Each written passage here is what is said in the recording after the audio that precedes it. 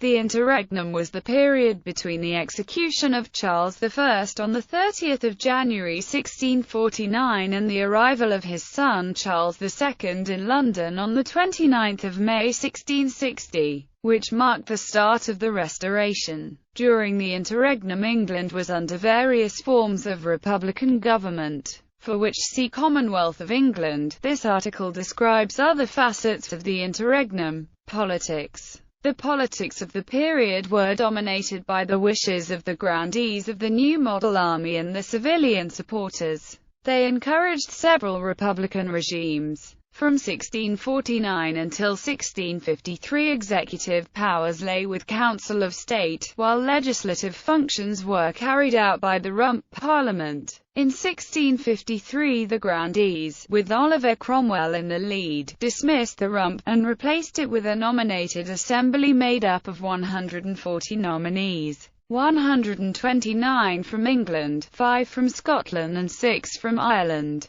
It proved to be as difficult for the executive to work with this parliament as it had with the Rump, so, after sitting for 5 months, members friendly to the grandees engendered its dissolution on 12 December 1653. The instrument of government was adopted on 15 December 1653 and the preeminent grandee Oliver Cromwell was installed as Lord Protector on the following day. The instrument of government granted executive power to the Lord Protector. Although this post was elective, not hereditary, it was to be held for life. It also required the calling of triennial parliaments, with each sitting for at least 5 months. In January 1655, Cromwell dissolved the first Protectorate Parliament, ushering in a period of military rule by the Major Generals. The instrument of government was replaced in May 1657 by England's second, and last, codified constitution, the Humble Petition and Advice.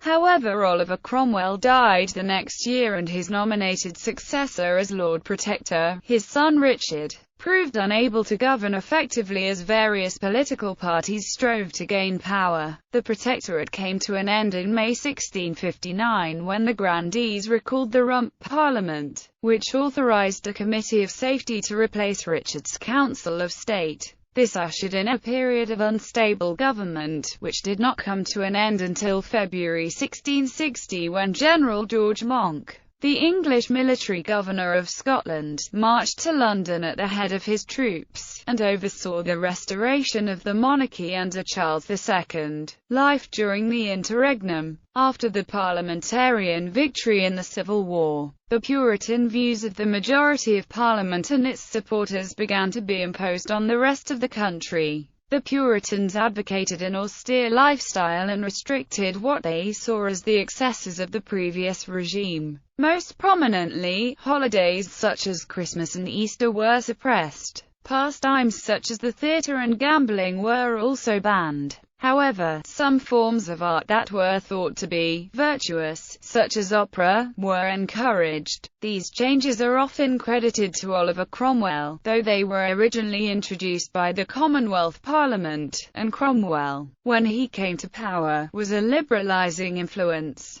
Jews in England. Rabbi Manasseh ben Israel met Oliver Cromwell in 1655 in order to discuss the admission of Jews into England. Cromwell did not agree to all the rights that Ben Israel requested, but the opening of Jewish synagogues and burial grounds was tolerated under Cromwell's protectorate. The Jewish faith was still not practiced openly in England, since Cromwell's move had been controversial and many in England were still hostile toward Jews. Life for Jews in England improved in that they could no longer be prosecuted if caught worshipping, yet discrimination continued. Radicals versus conservatives. Parliament had, to a large degree, encouraged the radical political groups which emerged when the usual social controls broke down during the English Civil War. It had also unwittingly established a new political force when it set up the new model army. Not surprisingly, all these groups had their own hopes for the new Commonwealth. Levellers led by John Lilburne. Levellers drew their main support from London and the army. In the Agreement of the People, 1649, they asked for a more representative and accountable Parliament.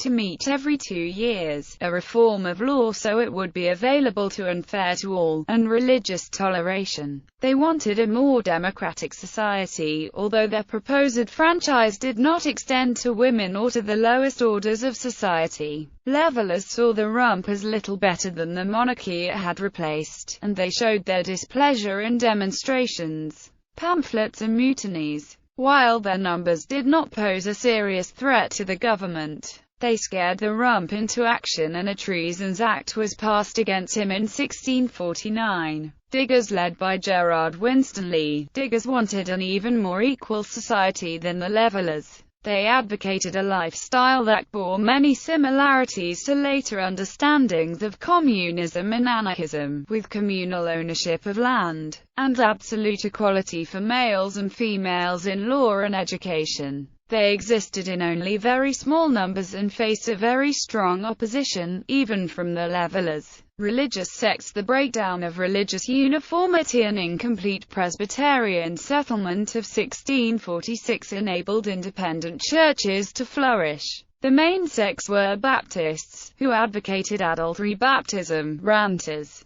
who claimed that sin did not exist for the chosen ones, and Fifth Monarchy men, who opposed all earthly governments, believing they must prepare for God's kingdom on earth by establishing a government of saints. Despite greater toleration, extreme sects were opposed by the upper classes as they were seen as a threat to social order and property rights. Catholics were also excluded from the toleration applied to the other groups. Conservatives were still dominant in both central government and local government. In the former, the rump was anxious not to offend the traditional ruling class whose support it needed for survival, so it opposed radical ideas. In the latter, that ruling class dominated through the influence of traditional regional gentry. Historical analysis. The Interregnum was a relatively short but important period in the history of the British Isles. It saw a number of political experiments without any stable form of government emerging, largely due to the wide diversity in religious and political groups that had been allowed to flourish after the regicide of Charles I.